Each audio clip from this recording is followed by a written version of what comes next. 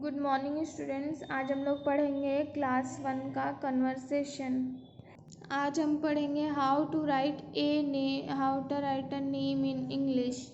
हिंदी के स्वर वर्ण आ ई। अ को लिखेंगे आ को लिखेंगे ए, ई को आई, ई को ई, ऊ को यू, बड़ा ऊ को ओ, री को आर आई, ए को ई, ए को ए आई, ओ को ओ, अ को ए यू, आंग को ए एन, अ को ए आई।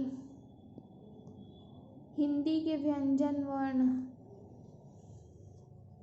के को के ए, ख को के एच ए, जी को जी ए, घ को जी एच ए, अंग को ए एन जी, च को सी एच ए, छ को सी एच एच ए, ज को जे ए, झ को जे एच ए, य को वाई ए एन, ट को टी ए, ठ को टी एच ए, ड को डी ए, ढ को डी एच ए, अण को एन ए, त को टी ए, थ को टी एच ए, द को डी ए, ध को डी एच ए, न को एन ए, प को पी ए, फ को पी एच ए, ब को बी ए, भ को बी एच ए, म को एम ए, य को वाई ए, र को आर ए, ल को एल ए, फ को एफ ए, ब को बी ए, भ को बी एच ए, म को एम ए, र को आर ए, ल को एल ए, व को वी ए, श को एस एच ए, श को एस एच आर ए, श को एस एच ए, स को एस ए, ह को एच ए, श को के एस एच ए, त्र को टी आर ए, ज्ञ को जी Y A, J N A, ड़ को आर ए, ढ को आर एच ए। तो ये सब क्या था, जो हिंदी के व्यंजन वर्ण हैं या फिर हिंदी के स्वर वर्ण हैं। जो हिंदी के हैं जैसे वर्ड, उसको इंग्लिश में हम लोग किस तरह से लिखते हैं वो है, जैसे उदाहरण में दिया है राम इजकल टू, रा पर आगे मात्रा र प्लस म, तो क्या लिखाएगा RAM, ये हो जाएगा राम। महिमा, महिमा को इस तरह से हम लोग हिंदी में लिखेंगे और इंग्लिश में लिखेंगे MAHIMA, महिमा। पंकज, पंकज का हो जाएगा PANKAJ, पंकज। पूनम को हम लोग POONAM, पूनम को इस तरह से हिंदी में लिखेंगे, पूनम को इस तरह से इंग्लिश में लिखेंगे। सुधा, सुधा का लिखेंगे SUDHA, सुधा। सीमा SEEMA, सीमा हो जाएगा। गोपाल, गोपाल का हो जाएगा GOPAL, गोपाल। गौरव GAURAV, गौरव। कृष्ण हिंदी में इस तरह से लिखाएगा, कृष्ण को इंग्लिश में लिखेंगे KRISHNE, कृष्ण।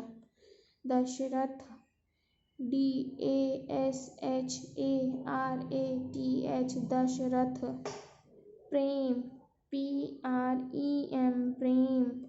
श्रवण SHRAVAN, श्रवण। फिर नेक्स्ट दिया हुआ है जैसे America AMERICA, America. Rohtak ROHTAK, Iran IRAN, Iran. Baraut BARAUT, Baraut. Kanpur को लिखेंगे KANPUR, कानपुर। वैशाली को VAISHALI, वैशाली, इस तरह से हिंदी में लिखेंगे Vaishali.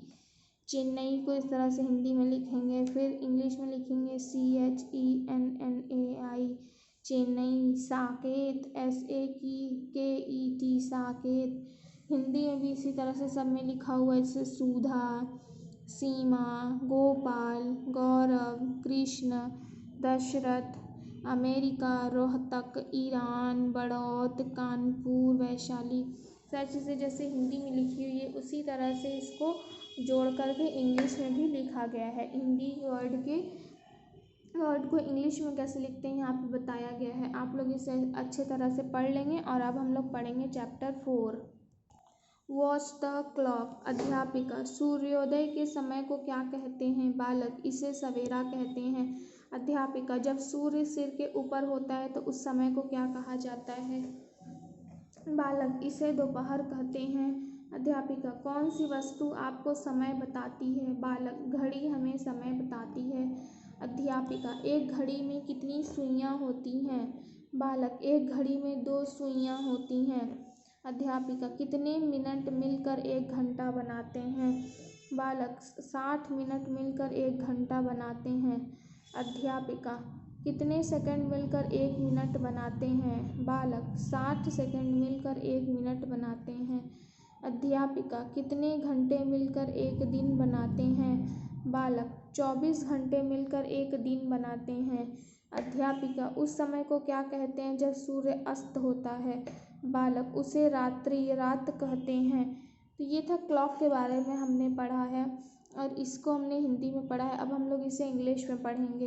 Teacher, what is the time of the sunrise called? Boy, it is called morning. Teacher, what is the time called when the sun is overhead? Boy, it is called noon. Teacher, which things tells you the time? Boy, the clock tells us the time. Teacher, how many hands does a clock have? Boy, a clock has 2 hands. Teacher, how many minutes make an hour? Boy, 60 minutes make an hour. Teacher, how many seconds make a minute? Boy, 60 seconds make a minute. Teacher, how many hours make a day? Boy, 24 hours make a day. Teacher, what is the time called when the sun sets? Boy, it is called night. तो ये था हमारा chapter 4 watch the clock. आप इसे अच्छे तरह से पढ़ लेंगे और नेक्स्ट क्लास में हम लोग इसके आगे का चैप्टर पढ़ेंगे।